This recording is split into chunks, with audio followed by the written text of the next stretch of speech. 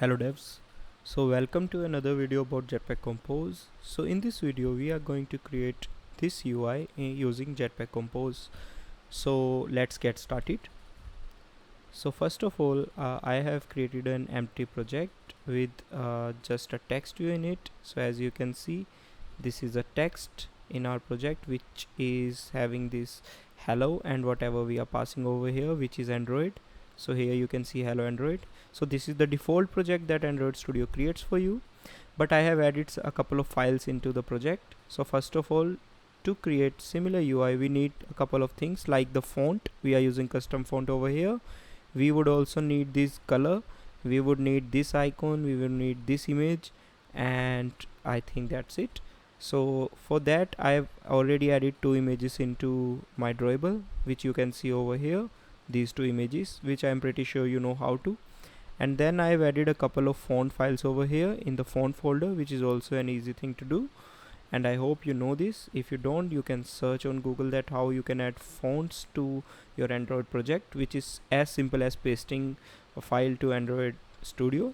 And then I have created my own color sets. So for primary color I've used this color, which is the background color of this particular screen, and primary variant is same and secondary is white. And this is on primary and on secondary, that on the primary surface we should show white color and on secondary surface we should show this color. Okay, so that's it. And then in our theme file we have this dark and light color palettes.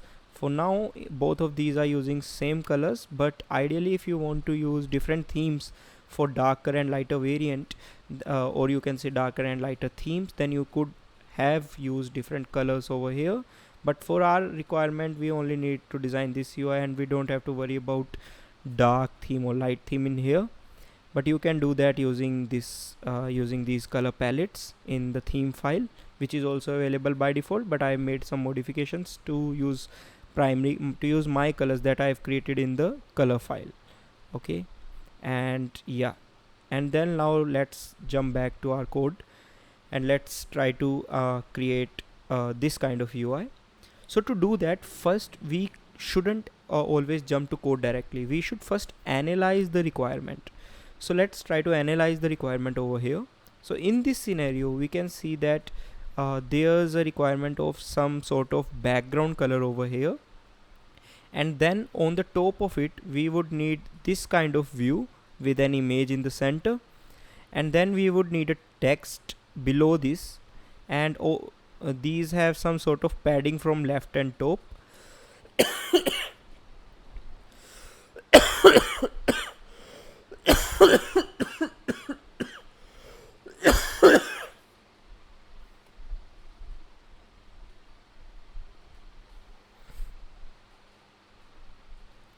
So these have some padding from left and top, and similarly this text we also have some padding.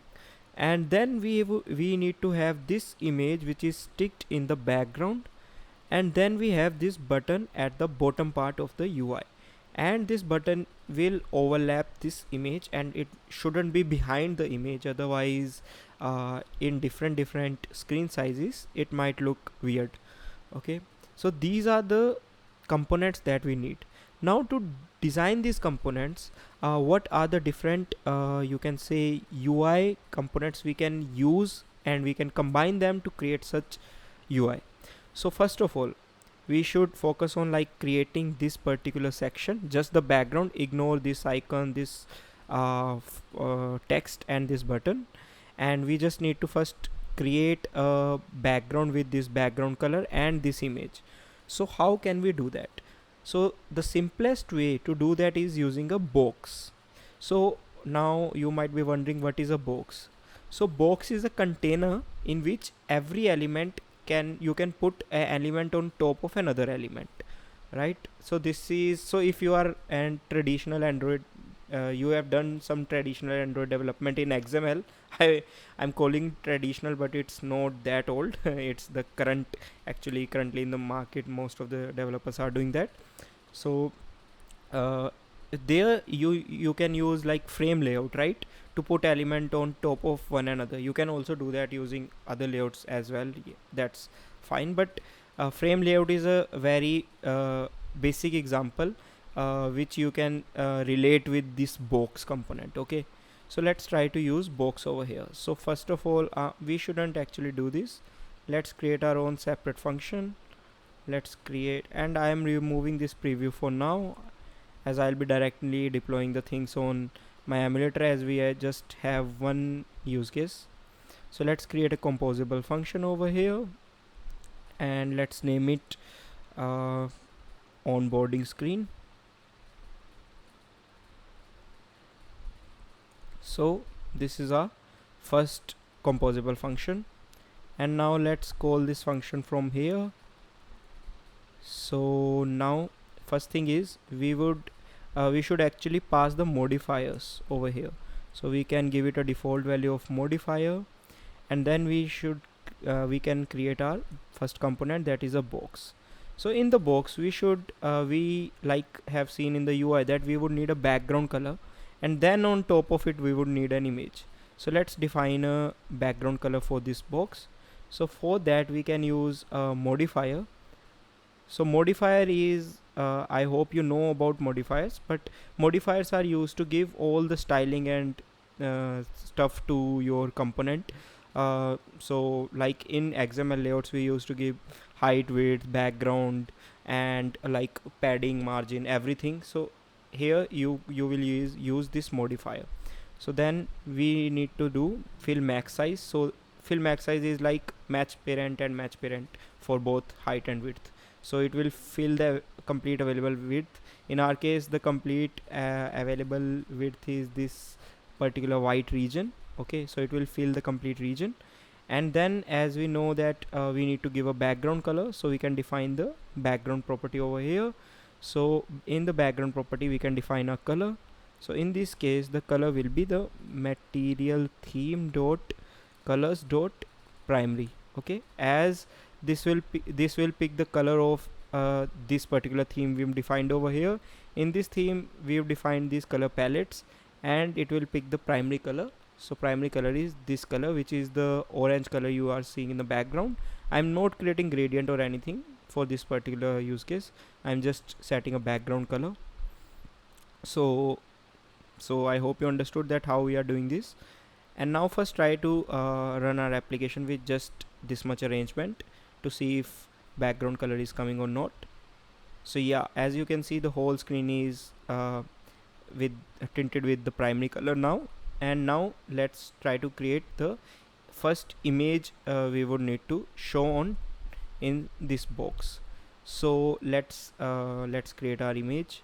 So to do that we will simply need to write image, and in the pent we need to define our we need to get this particular drawable loaded in here. To do that we would need to use painter resource.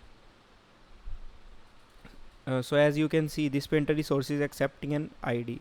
Okay, expecting an ID. So here you can define your ID. So basically your drawable, so our drawable's name is onboarding background, and content description can be background for now. Okay, and also let's just, this will make it more clear to read, so I'm just reformatting it a little bit. Yeah, so now we've defined our first image over here, but the thing is we need to like let me first run the application to show you that how this will be coming into the UI. So this is coming like this. So this is auto aligning to this particular section, which is 0 of 0 x-axis and y-axis. So basically this is aligning over here, but we want this to be bigger image and at the bottom part, not at the top left corner. So to do that, first thing is we can define a modifier over here. So in this case our modifier will be fill max width, fill max width, like this. And we can also use the align property, as we are working in box, so we can use our align property. So align is very much simple to layout gravity. Okay, so with this we can align anything inside a box. So in this case it will be bottom center, right? And done. And one more thing, as we can see that the image is coming only this much bigger. Now this should solve our problem of the width. So first let's run the application. So see, so actually what's happening is this image view is taking the whole width, but this scale type of this particular image we have to adjust. So scale type, obviously we have that scale type in image views when we use it. So here in this image we need to use the content scale because this is the content. Okay, so let's use it as the last property. It doesn't matter at what place you are using it, at least till it's not modifier. So I'm using it at the end. So content scale can be content scale dot crop, which is equivalent to center crop, you can say. So now let's run our application. So yeah, as you can see, the image is now taking the complete width and it's expanding to fill the area. So now we have at least some of the UI what we want to draw. Now we have these three components remaining. So now let's think of how we should align these components. So can we do that just in a single layout in the box? Yes, we can do that, but in that case I don't think it will scale much. So I think the best way to do that is using some other layout. So if we focus on the UI, so these items are aligned vertically, right? So this is first item, this is second, this is third. We can't say this as the third item and this fourth because this item is in the background, right? This button is appearing a little on top of it, and if let's say the size of the screen is reducing, this text might also be overlapping this, and this button might also go a little bit up, right? So that's why I am not considering this as 1 2 3 4. So that's why I put this into the box itself. And now we should think that this is the first element, this is the second element, and this is the third element in vertical order. Okay, so vertically from top to bottom, 1 2 and 3. And we know that for putting anything vertically we can use columns, right? And we want this image to be placed in behind the column. Okay, so to place anything behind, we will simply simply need to play with the positions inside a box. So in the box, this is the first element, this is our image, which is the first element in the box. So first element will stay in the most last position, so in the background, and then whatever we'll be putting over here will come on top. Okay, so this is how the positioning like how you define the elements position in the box will work. Okay, so now like I mentioned, we can use a column for that purpose. So let's define a column over here, and when we are defining this column, we want this column to fill the complete screen as well, right? Because here you can see that this column needs to fill this complete screen. That's the only way we can put these on top and this on bottom. So the column needs to fill the entire space. So to do that, we can define our modifier for the column. Modifier. So this can be modifier dot fill max size, like we've done for box. So this will fill the entire screen in this case. And then we know that we know that the inner elements have some sort of padding, common padding on all corners. So let's also define some padding over here. So maybe let's say 32.dp. Yeah, so we've defined some padding as well. And now we know that there are a couple of elements. First is an image, we can say, then a text, then a button. So for this image we only have let me show you, we only have this particular image and we don't have the background circle. So first of all, let's create an image over here to load this image. And like I mentioned, for painter we need to define painter resource. So let's define a painter resource, which is r.drawable.logo. okay, and yep, let's beautify the UI. And then we have this content description, which can be logo for now. And now if I run this application, let me show you what we are getting on the UI. See, we are just getting this image over here. As you can see it slightly, let me zoom into my emulator. We are just seeing this image and without any background, right? Because obviously this image don't have any background. So to do that, what we can do is we can define a modifier for this image. So we can define a modifier over here. So modifier equal to modifier dot, and what we need to do is we first need to define some sort of size. So let's say we give it a size of 70 dps. Okay, and now what we need to do is we need to define a background, right? Because the background was white, so let's define a background color. So the white color was like our secondary color, so we can define material theme dot colors dot secondary over here. And we also know that let me first run this application. Let me show you what exactly we are getting. So see, we are now getting a white background, but it is coming as square, but we know that this is a circular background. So to do that, what we can do is we can also define a shape to our background. So here we can define a shape which can be a circle shape. Okay, and now if we try to run our application again, let's see the output. So see, the output is now a circle. Okay, so this shape tag works with background. Some UI components have this shape type uh, defined here as well, as we don't have it in our image, so we can't use it, but the only way to use it in the background itself, defining a shape to your background. Okay, so we've created our first component. Now we know the second component is is below this. So we are already in the column, so the second component can be created over here, which was a text, as you can see over here, food for everyone. So for text we can define a string resource, and in the id you can give the id of your text, which is string dot onboarding screen text type. So this I've already defined in my strings file over here. So this should be actually onboarding title and not onboarding screen button text. That is for the button. So here we will define this, and now we should think that do we need to define any sort of properties or like theming on this text. Then let's first run our application to see the output. So actually I can't see the text at all, right? This is weird. So this might be because of the text color is mixing up with the UI itself. To figure that out, we can define a text color to our text. To do that, we simply need to define color over here.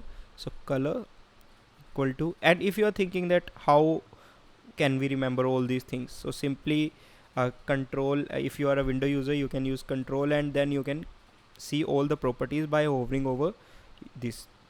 So see, all these properties are available in the text, which is text modifier, color, font size, font style, font weight, and lots of them. You can also click on it to actually go to the documentation and the implementation. Here you can see this accepts these many properties, and you will be like, I don't know the meaning of these properties.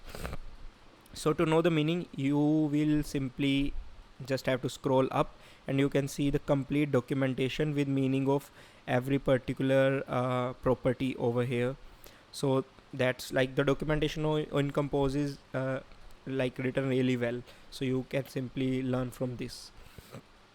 So I know these basic properties, so you should also learn these basic properties about any most like these basic components. We should know these basic properties. So the color is our material theme dot color dot on primary, right? Because this background color is primary, so on primary color we've defined over here on primary, and this is white. So let's see if that was the issue. Let's run our application once more, and I think yes, that was the issue, but the text is like too small, right? So how can we increase the text size?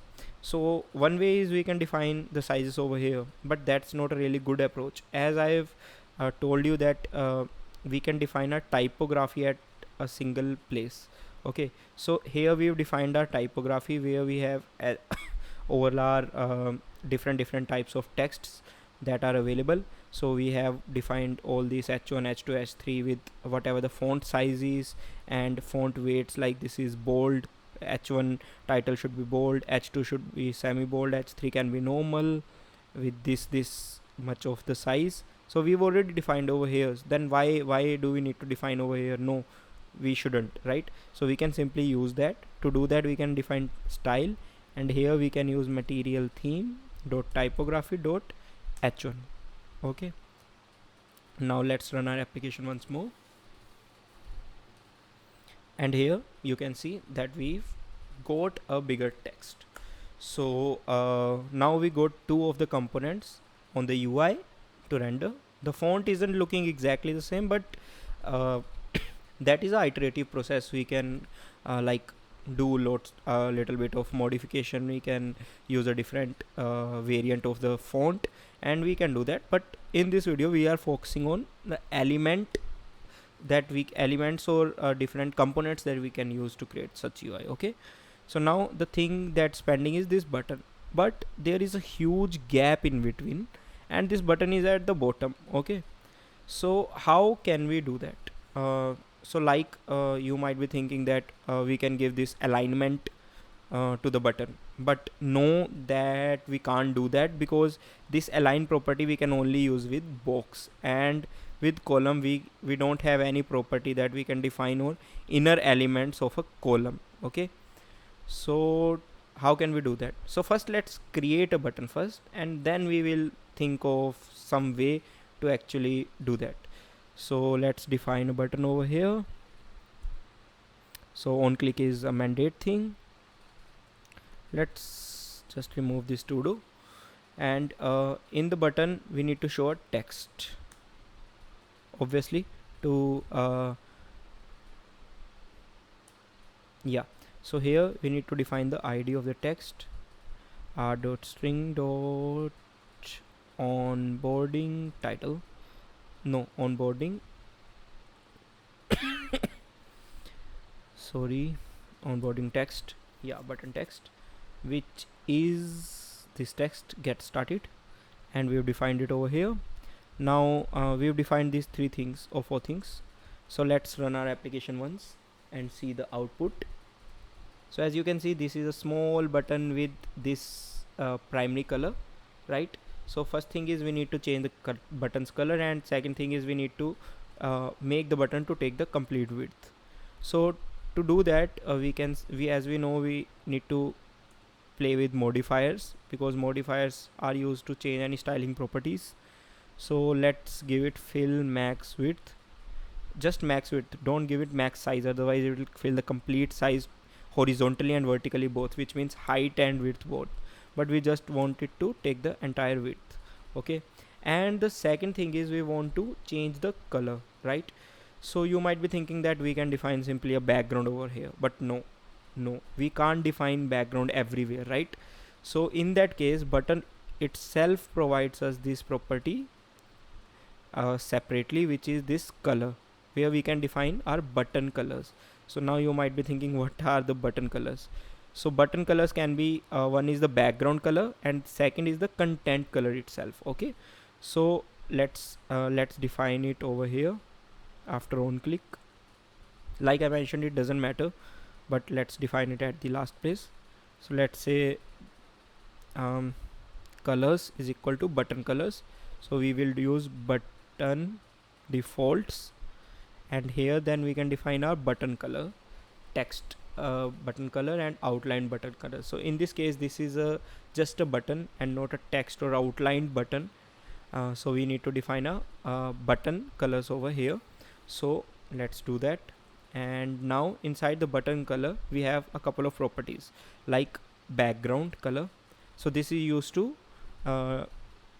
like show the background color, and if the button is disabled, we can use the other property, disable background color. So in our case, background color will be the one which is our secondary color, which is white. So colors dot secondary. Okay, and content color as well, because we need to make this get started, which is this text, to change its color to primary color, or you can say on secondary color.